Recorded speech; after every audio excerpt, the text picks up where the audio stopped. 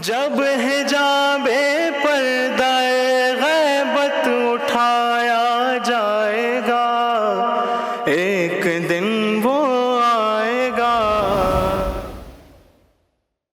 He is an entrepreneur and corporate trainer with over 27 years of rich experience in marketing and in training executives. Before he established his own setup, he was posted as the area training manager, Western India, Aviva Life Insurance, for more than a decade. And in that position, he was directly responsible for training the executives and bankers from the states of Gujarat, Maharashtra and Goa. He loves playing football and reading books. His topic for today, my journey towards the 12th Imam. Please welcome Janab Mubarak Sheikh Sahab, who will speak in English. Auzubillahi minash shaitanir rajim. Bismillahir rahmanir rahim. I would like to thank Allah subhanahu wa ta'ala and Alayhi salam for giving me this opportunity to talk on the subject, my journey towards Imam Mahdi alayhi salam. I was born as from the Sunni family, and I had a very humble, I come from a very humble background. I used to live in Vikhroli East in the semi-slums of Mumbai. My mom has always have been a great social worker, helping a lot of people, neighbors, friends, family members, and any people who come for any such kind of needs. That is where I met my brother, my mentor, brother Sayyid Abid Hussain. I used to love his company for a very simple reason, because he used to always teach me about the story. He used to teach me about the stories of the prophets. He used to say, how do we serve Allah subhanahu wa ta'ala. He used to always say that we should have best of the akhlaqiyat. But two things which I remember, very, very important thing which he said in my life, which is a game changer for me. He said, always remember that Hidayat is from Allah subhanahu wa ta'ala, and in times of difficulties, you should remember Imam Zamana Islam, which is Imam Mahdi alayhi salam. Now, we moved from Vikhroli East to Vikhroli West for better lifestyle. And my interaction with brother Abid Hussain got very limited. That is where a very unfortunate incident happened in my family. My sister, who used to stay in Delhi, met with an accident, and she got burned to an extent of 65%. Now 65% in medical terminology means near death. The chances of survival is very low. We got the information, we rushed my mom to Delhi by the first flight possible. She went there to the hospital, and on seeing her state, she was very devastated. She came out of the hospital, she called me up and said, Mubarak, her state is not good. I don't think she is going to survive. And she was crying continuously. So that is where I remember the words of brother Abid Hussain, who told me, always remember Imam Mahdi alayhi salam in times of difficulties. What I did is, we all prayed to Allah subhanahu wa ta'ala and prayed to Imam for help. And while my mom was crying at there, one gentleman came in, one Masiha came in to her, asked my mom as to why she is crying so much. She narrated the incident saying that, the chances, she narrated the incident that her daughter is not well in the hospital, she's got burned. He suggested that please you move her from this government hospital to a private hospital. Now with limited resources, with limited help, my mom could actually move her in Delhi from a government hospital to a private hospital. In the meanwhile, while she was there in the hospital, my brother Abid Hussain, my mentor, he came all the way to Delhi from Mumbai. He stayed there for a week. He prayed for her and also suggested us that you recite Ziyarat Yasin, you recite Surah Yasin regularly, and also various forms of Ziyarat. Now we started doing that, and fortunately, my sister survived the scare and she's alive today. But after a couple of months, another very unfortunate event happens in our life. My brother Abid Hussain, who was my mentor, got seriously ill. He was hospitalized, and while I was there with him in the hospital on the last day, where we were trying to get him all right. I was rubbing his chest. His brother was there on his legs, rubbing his legs, but unfortunately he expired. And that is where I got the shock of my life, saying that life is uncertain. One case where my sister was supposed to die, survived, and never in the wildest of the dream we would have thought that she would survive. My brother will die. Unfortunately expired. That is why I got the shock of my life. I thought, who's that Imam which always brother Abid Hussain used to tell me? And he used to always say that as a reformer known as Imam Mahdi alayhi salam. So I started my interest, I got very curious in understanding who's this Imam Mahdi alayhi salam. And he used to always say there is a concept of a reformer. So I thought to myself, what is the concept of a reformer? Is the concept of a reformer only in Muslim religion, or it is there universally? What I could find is the concept of a reformer is not only there in Muslim religion, but it is there in all the religions of the world.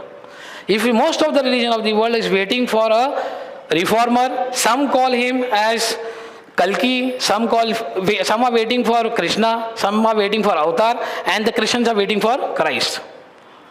So I thought, let me see on my books, what is there in my books. So I continued my journey on doing more research on the subject, only to find one ayat from the Quran which says, on the day we shall call every people with their Imam. Surah Isra, Bani Israel, ayat number 71. Now I got more excited and more curious on understanding who is this Imam with whom I am going to get raised. With no idea, I started my research, doing more and more of studying. And that is where I chanced upon a hadith from the Ahle Sunnah books saying, from the Holy Prophet Sallallahu Alaihi Wasallam saying, I am leaving behind two weighty things. One is the book, which is the Holy Quran, and the other is the Ahle Bayt. Now another concept of Ahle Bayt, which nobody was talking to us in our circle, in the Sunni circles. Nobody was talking about it. So I thought, what to do now? So then I started my journey on understanding who is this Ahle Bayt, whether this Ahle Bayt, who are these Ahle Bayt. And then I chanced upon another hadith, I chanced upon knowing that this Ahle Bayt are basically the Panjatan Panch at that point of time. So who are the Panjatan Panch? The Holy Prophet Sallallahu Alaihi Wasallam is number one. So I continued my studying and understanding that if somebody who does not believe in the Ahle Bayt, Rasulullah Sallallahu Alaihi Wasallam, then he is not a Muslim. Number two, from the Ahle Bayt is Imam Ali alayhi salam. Now the fazilat of Imam Ali alayhi salam is such high that there is a hadith from the Holy Prophet Sallallahu Alaihi Wasallam saying, I am the city of knowledge and Ali is his door. So if somebody has to enter into city, he has to enter through the door. The second fazilat which I could find about Imam Ali alayhi salam was that Imam Ali alayhi salam is the only one person on this earth who is born in the Holy Kaaba. Third, I chanced upon, and this is all from, I'm giving references from all the Ahle Sunnah books only. Number three, what I could find is, then there is a mention of Imam Hussain alayhi salam, Imam Hassan alayhi salam. Now they are the chief of Jannah. Then I chanced upon another hadith saying that the chief of Bi Fatima Salamullah alayh is the chief of Jannah for the ladies. Now Allah subhanahu wa ta'ala has given them such high lofty status to the Ahle Bayt alayhi salam. So now what do? Do I take my knowledge from the Ahle Bayt alayhi salam, or do I take my knowledge from someone else? Now, very one pertinent question which came to my mind regularly is when Allah subhanahu wa ta'ala is saying in the Quran, Holy Quran, it is mentioned that you will be raised with your Imam, then who was the Imam of Bibi Fatima Salamullah alayha? And this I couldn't get an answer from anyone, although the answer was very clear, still there was no answer.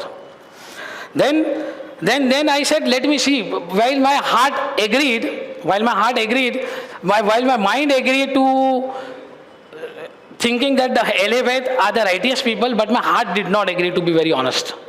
So I said, let me see whether there is a concept of Imam Mahdi alayhi salam, is it there in the Ahle Sunnah books? And only to find, there were several hadiths which I can quote from the Ahle Sunnah books which I could find. The Holy Prophet sallallahu alaihi wasallam says, this world will not come to an end till an Arab from my progeny will rule over it, his name will be my name. The hadith is mentioned in Sahih Tirmizi, volume 2, page 46. Number second hadith, very important hadith. After me there will be 12 caliphs and all will be from Quraysh. This is mentioned in Sahih Bukhari, Tirmizi, Sunan Ibn Dawud and Sahih Muslim. Number 3, now this is very, very important hadith. Very, very important hadith. The hadith which says that Mahdi will be a descendant of Fatima Salamullah alayha. Number 4th hadith which I could find, and this hadith summarizes everything what I have spoken about. It summarizes one who denies the reappearance of Mahdi is a unbeliever. He is a kafir. I was shocked to see this hadith, and then I started again, I continued my journey on understanding more and more on the subject and got a lot of questions probably which was never answered. For number 1, on my journey, when in the Holy Quran, it is mentioned that I make the Caliph, and when you said to the angels, I am going to place in earth a Caliph. This is in Surah Baqarah, ayat number 30. When Allah subhanahu wa ta'ala says that I am going to make a Caliph on this earth, then who has the right to make a Caliph other than Allah subhanahu wa ta'ala? There is no one. Who could make this, right? And as a process, as we call in the corporate language, the standard operating procedures. Standard operating procedures generally followed everywhere. So Allah subhanahu wa ta'ala also follows the same standard operating procedures. So when He has made the Khalif from Adam alayhi salam, He is made the Khalif as Adam alayhi salam. First He has sent always Hidayat and then the people. And time and again, He has always one prophet after another prophet, one prophet after another prophet, one prophet after another prophet have always appointed their successor. So do you think that the Holy Prophet sallallahu alaihi wasallam will not make a hadi, and Allah ta'ala will leave us without hidayat? That is impossible. Secondly, second question which I would like to say is the importance of will. The importance of will. When Allah subhanahu wa ta'ala in the Quran, Holy Quran says that making will is important. So would Holy Prophet sallallahu alaihi wasallam made a will, or he wouldn't have made a will? And if he has made a will, then what is his will? And why is people not discussing about it? So it is very evident that is a will where he has categorically mentioned that the first Imam after me would be Imam Ali alayhi salam, and the last Imam will be Imam Mahdi alayhi salam. Number three, I am running out of time. Number 3 basically is, finally, where do we take our knowledge from? Do we take our knowledge from Ahle Bayt alayhi salam, or do we take from somebody else? Very simple. I would like to quote a very simple example and close on this. If there is a doctor, for example, we have a doctor, if my son is not keeping well, and there are 2 doctors, one is basically an MD and other basically is a compounder, for example. Where would I take my doctor? And if I have all the money in the world, where would I take medicine from? The answer is very simple. I would take the medicine from the MD doctor only, if I have the money in the world. So this is what I want to share my story on this. I would like to thank Allah subhanahu wa ta'ala for giving us the blessings and the marifat of Imam Zamana salam, and also pray that all believing men and believing women get the marifat of Imam Zamana salam. Without prejudice, if one person has to search for the Imam, for the Imam, without prejudice, if you search for the Imam, I am sure, as I have found my Imam as Imam Mehdi alayhi salam, he will also find his Imam as the same Imam as Imam Mehdi alayhi salam. Thank you very much.